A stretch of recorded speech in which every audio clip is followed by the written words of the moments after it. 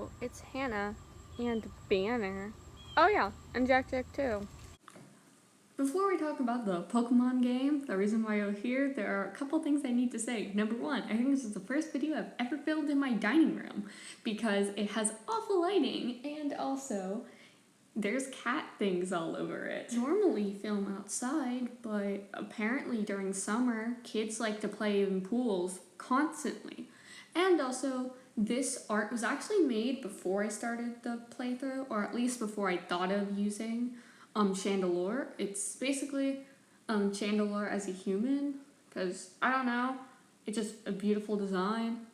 So I started my journey with picking Oshawott, and because Black and White was the first game I've ever played that let me name my rival, I decided to name it Little Shit. And now I moved to the study. And now YouTube, please let me have comments. Please. No fighting type was readily available, and I used it. The normal gym was surprisingly hard. With most things in Pokemon games, grinding always helps. I named my Oshawott Luna, and I caught a Riolu named Puri, and I caught a Mareep named Soli, and I caught a Purloin named Nina, but I didn't end up using it because I used a Purloin in one of my most recent playthroughs of Sun and Moon, so I decided not to.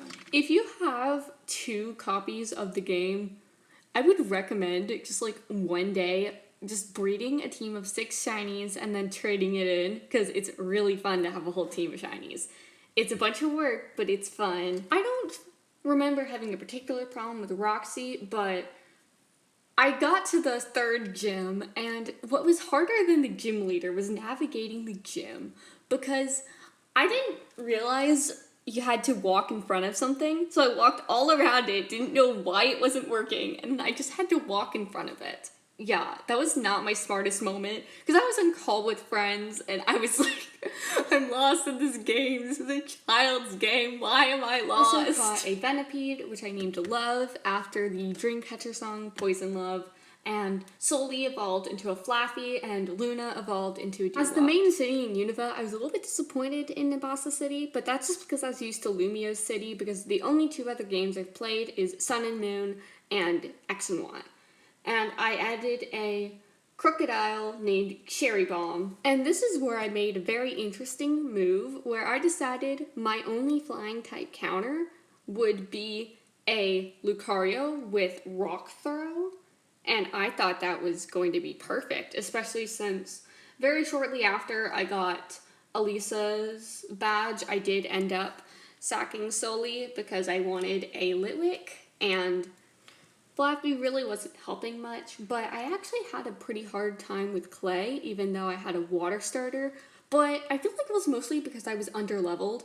Oh yeah, like after the first gym, I was criminally underleveled like the whole entire game. I'm not sure if this is before or after defeating Clay, but I added Zimzalabine the Sigilyph, because that is the most appropriate name for a Sigilyph, because it is a very interesting Pokemon.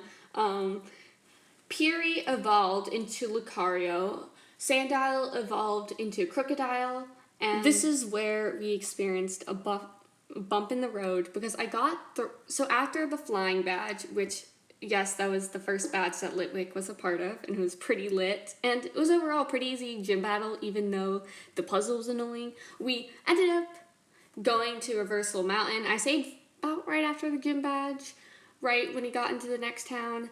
And what happened was I lost an hour of progress of walking through a cave, and I was very mad, and I rage quit for like a couple days, maybe a week, I don't know, but I did eventually go through. I carried on. However, I did try to have some fun with doing the Ghost Girl, and I did eventually get through Reversal Mountain, and I went to the city, and I ended up crossing the bridge, which is really pretty. Right around this time, my team became fully evolved. Woohoo!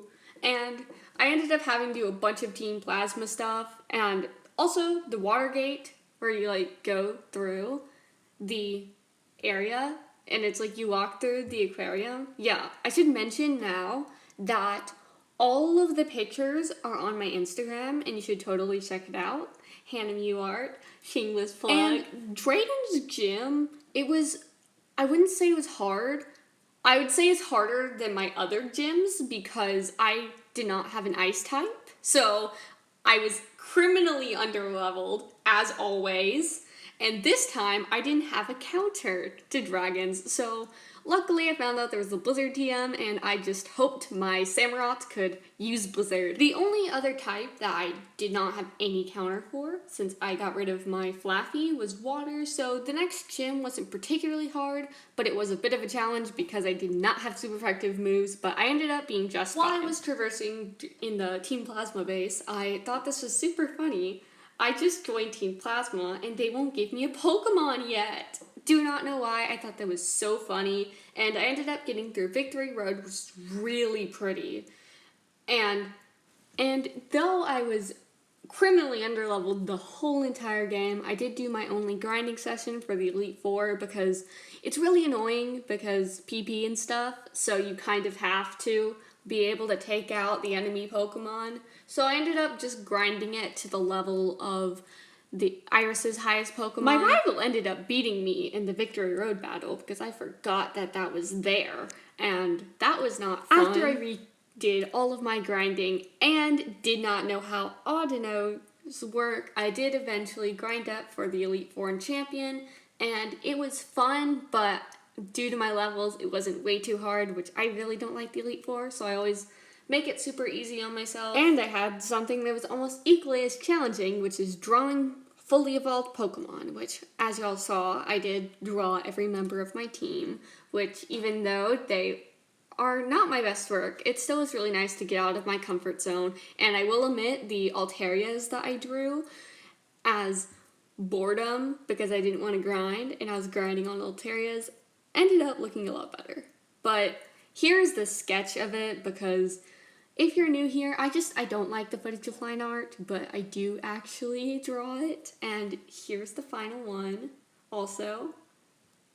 This is the end of the video, finally.